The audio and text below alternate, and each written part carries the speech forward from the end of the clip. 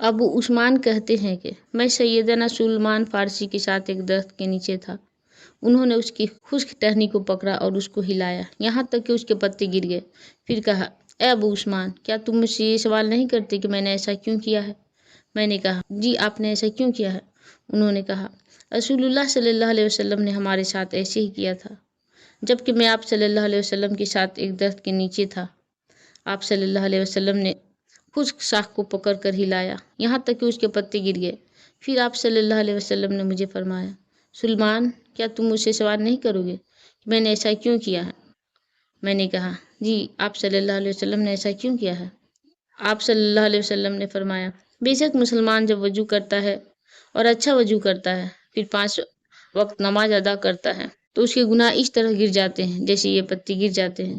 اللہ تعالیٰ نے ارشاد فرمایا، دن کے دونوں کناروں میں نماز قائم کر اور رات کی کئی ساعتوں میں بھی، یقیناً نیکیاں برائیوں کو دور کر دیتی ہے۔ یہ نصیحت ہے نصیحت پکڑنے والوں کے لیے۔